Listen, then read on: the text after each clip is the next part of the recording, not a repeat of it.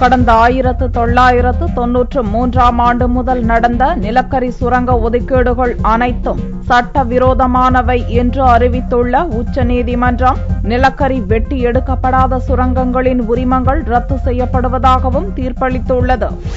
நிலக்கரி சுரங்க ஒதுக்கீடுகளில் நடந்த முறைகேடுகளால் அரசுக்கு 1,86,000 கோடி ரூபாய் அளவுக்கு இழப்பு ஏற்பட்டுள்ளதாக மத்திய தணிக்கை அதிகாரி அறிக்கையில் தெரிவிக்கப்பட்டிருந்தது. இதைத் தொடர்ந்து எழுந்த குற்றச்சாட்டுகளை அடுத்து இதுகுறித்து சிபிஐ வழக்கு பதிவு செய்து விசாரித்து வருகிறது. பல்வேறு நிறுவனங்கள் நிலக்கரி சுரங்க ஒதுக்கீடுகளை முறைகேடாக பெற்றது சிபிஐ விசாரணையில் தெரியவந்தது. உச்சநீதிமன்ற தலைமை நீதிபதி லோதா, நீதிபதிகள் மதன் லோகூர், குரியன் ஜோசப் ஆகியோர் அடங்கிய அமர்வு முன் இவ்வழக்கு விசாரணை நடந்து வந்தது. திங்களன்று இவ்வழக்கில் உச்சநீதிமன்றம் முக்கிய உத்தரவுகளை பிறப்பித்துள்ளது. கடந்த 1993ஆம் ஆண்டு முதல் அளிக்கப்பட்ட நிலக்கரி சுரங்க உரிம ஒதுக்கீடுகள் ஏலத்தில் அளிக்கப்படாமலும் அனைத்துமே வெளிப்படைத்தன்மை பின்பற்றப்படாமலும் முறைகேடாக அளிக்கப்பட்டுள்ளதாக தெரிவித்த நீதிபதிகள், உரிமங்கள் ஒதுக்கீடு அனைத்துமே சட்டவிரோதமானவை என்று தீர்ப்பளித்தனர். ஒதுக்கீடு செய்யப்பட்ட சுரங்கங்களின் நிலக்கரி வெட்டி எடுக்கப்படாதவற்றின் உரிமங்கள் அனைத்துமே ரத்து செய்யப்படுவதாக உத்தரவிட்ட நீதிபதிகள், உரிமம் பெற்று நிலக்கரி வெட்டி எடுக்கப்பட்டு வரும் சுரங்கங்கள் குறித்து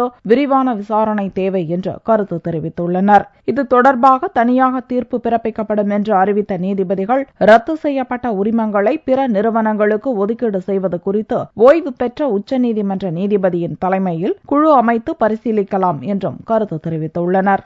நிலக்கரி சுரங்க ஒதுக்கீடுகளில் பெரும்பாலானவை 2006 முதல் 2009ஆம் ஆண்டுக்குட்பட்ட காலத்தில் அப்போது பிரதமராகவும் நிலக்கரித்துறை அமைச்சராகவும் பொறுப்பு வகித்த மன்மோகன் சிங் காலத்தில் மேற்கொள்ளப்பட்டவை என்று குற்றம் சாட்டப்பட்டது. இவ்வழக்கில் தொடர்ந்து எழுந்த குற்றச்சாட்டுகளின் அடிப்படையில் வாஜ்பாய் பிரதமராக இருந்த காலத்திலிருந்து அளிக்கப்பட்ட சுரங்க உரிமங்கள் ஒதுக்கீடு குறித்து சிபிஐ விசாரித்து அறிக்கை தாக்கல் செய்தது குறிப்பிடத்தக்கது.